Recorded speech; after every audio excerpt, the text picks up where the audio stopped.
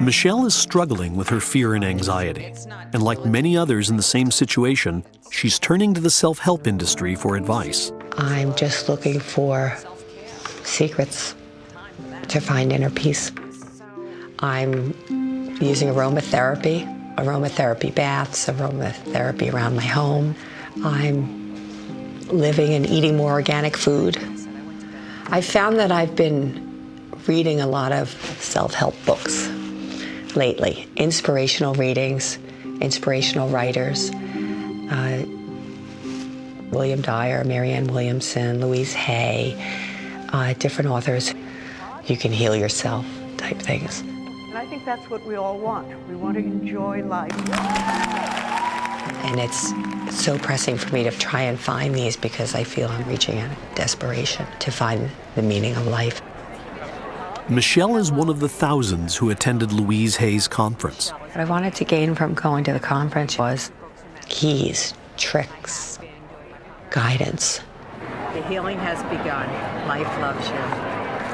As a trained nurse, she isn't quite ready to believe that cancer can be cured by aromatherapy, crystals, or positive thinking.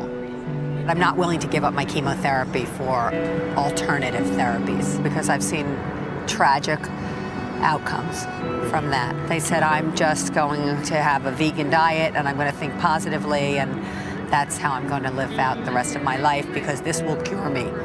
And their cancer just metastasized to their brain, their bone, their lungs, and they were done. I'm not ready to take that chance.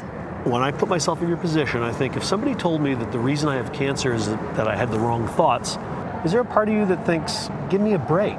I've thought about it because I said, okay, if it's dis-ease in my body somewhere and it manifests in my cancer, is it something from my childhood? Is it an anger? Is it someone I won't forgive? That could lead to, I would think, maybe a stomach ulcer. Would it lead to cancer, gynecological cancer? I don't know. I don't know about that. There is, of course, no scientific evidence to suggest that self-help techniques can cure cancer or any serious physical malady. But what about other kinds of problems? Problems like addiction or depression or marital strife? For many people, self-help appears to be a simple and inexpensive alternative to therapy or counseling. But do these techniques actually work? Well, I'm a big proponent of decent self-help. Here we go, Dan, self-help. Over the last 20 years, psychology professor John Norcross has directed a systematic study of the self-help industry, examining over 1,000 different books and programs. We should be cheering about the proliferation of self-help. Approximately 75% of those who successfully changed a behavior or relationship have done so on their own without professional treatment. Self-help is the major pathway to how most of us grow. At the same time, there are inherent limitations to self-help, and not all the stuff out there is particularly good.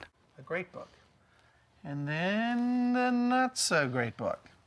Norcross worries that what's advertised as expert advice, all on the same shelf, yes, right next to each other, is often nothing more than untested opinion.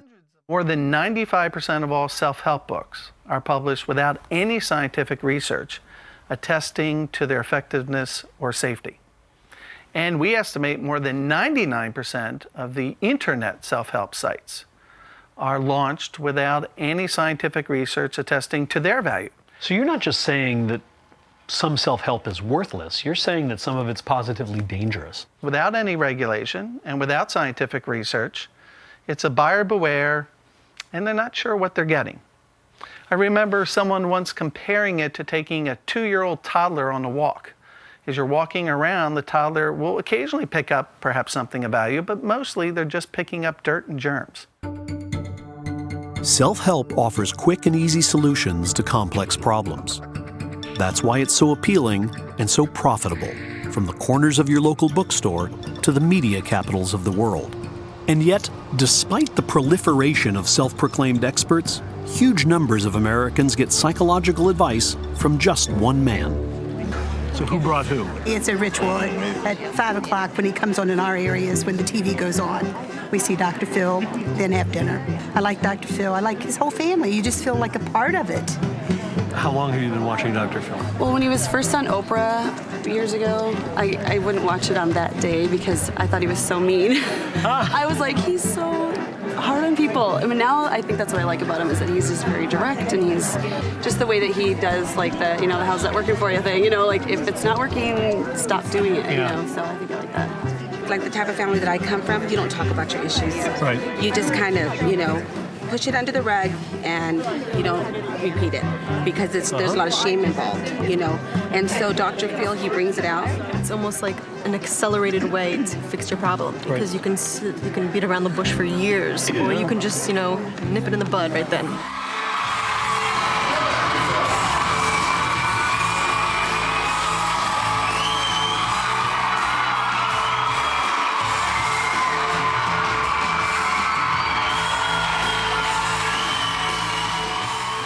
And so your goal is to inflict pain. It becomes my goal. That I don't think when we start fighting that's my goal, but it becomes my goal during the fight. Are you proud of that? No, I'm not. Well, no, come on, be serious now. Don't give me that crap. Don't give me that crap. Don't give me that crap. Dr. Phil is clearly a showman, but he's also a trained psychologist who respects scientific evidence. I have a staff of over 300 people on this show, and many of them are researchers. And so they'll get into the psych abstracts, the medical abstracts, the sociological literature, and pull out, you know, those cutting edge overviews of everything that is at least the current understanding. In my journey through the land of psychotherapy, looking into self-help, meeting therapists, going to self-help conferences, I found that there's huge distinctions to be made between different sources of help. I think science informs practice. I think practice informs science. And if you don't have that exchange, I think you're going to miss some really important elements. But I'm not one of those people that thinks, you know, you can think your way to illness or you can think your way to health. I think it's a multifaceted aspect. Dr. Phil is in the helping business, but he's also in the entertainment business. I'm going to tell them and you how to fight fair. And he knows what it takes to keep ratings high. Tell him that he sucks in bed. It's just one more way to hurt him. In the end, a television show is no substitute for professional help. A lot of couples that go through this kind of thing, which is why I'm talking to y'all. You're kind of teaching. Something Dr. Phil appears to A lot recognize. of people at home thinking, boy, my marriage isn't as bad as I thought it was. People watch your show hoping to get answers, and they do. Some people watch your show hoping to get all the answers, and of course they don't. Dan, I've never been under the misconception that we're doing 8-minute cures on the Dr. Phil show. What we do try and do is give people a wake-up call, to get themselves thinking, to get themselves considering. But this is just that. It's a beginning place. It should open a dialogue. It should open a thought process. It should cause them to maybe write down 5 questions to ask their therapist or their doctor the next time they go in and see them, or to discuss with their spouse that night, then that's a great thing. If they take it beyond that, I think they're trying to do too much with the platform, too much with the venue. What do you want to see him do? Dr. Phil is undoubtedly helping some people by reducing the stigma of therapy. But dealing with life's problems is hard work. Self-help programs often focus on changing how we think, but research suggests that it can be more effective to change how we behave.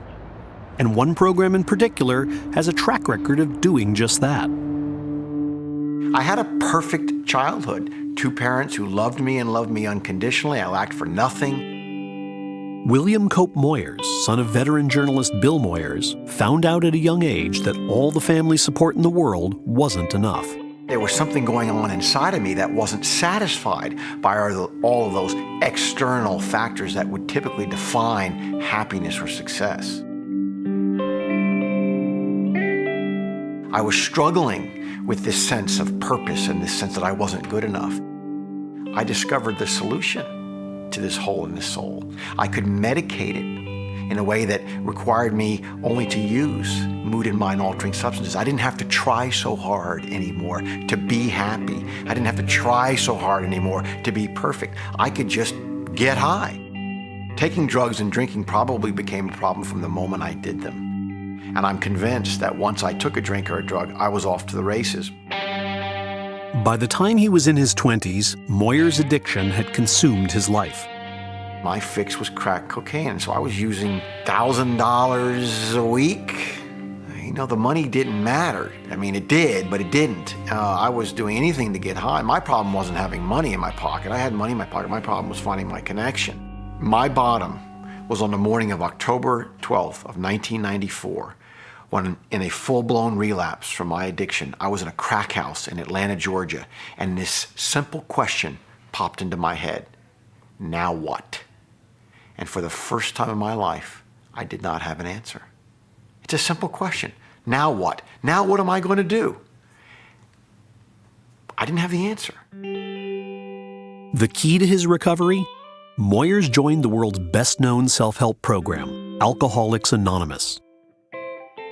AA is a free, peer-based support group that offers daily meetings in just about every city and town in the nation.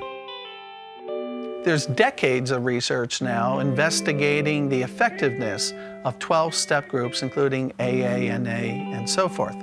And the research is quite supportive. Regular participation is an incredibly positive factor. The key is that sense of validation, of universality, that we're all in this boat together. I mean, in AA, we realize it's really pretty simple. This isn't rocket science. It's about togetherness. It's about we. It's about realizing that we don't have to go through life's highs and lows all by ourselves. If I'm an alcoholic, I have to decide, am I going to drink? I can go to the bar where it would be harder for me. I can go to an AA meeting. I can seek out friends who will help me in my recovery. I can seek out friends who will ask me to go out for a beer. Keith Humphreys, a psychiatry professor at Stanford University, has studied AA for over 15 years. He's identified social support, or what the folks in AA call fellowship, as being the key to its success. In my career, I've studied a very broad range of treatments for addiction, and there are many different things that work, but none of them will fully supplant, I think, the power of a fellowship that can really become a part of a person's life for years and years and years and years. And AA has definitely figured that out.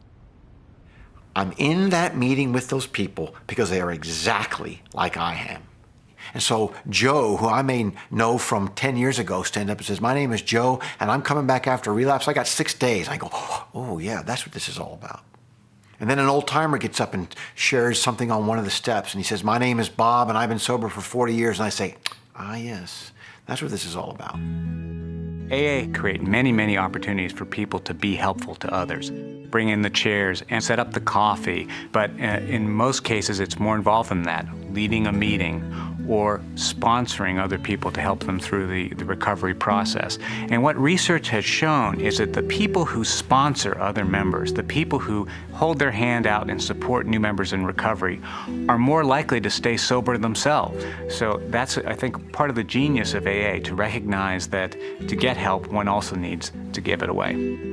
Moyers is now the Executive Director of Advocacy at Hazelden, a drug and alcohol treatment center that employs principles based on AA. I used to always believe that when I'm on my deathbed, no, I'll probably get high one more time, just to go through it one more time. No, I want to die sober. There is no cure for my alcoholism. There is a solution, and the solution is recovery. Recovery includes going to meetings.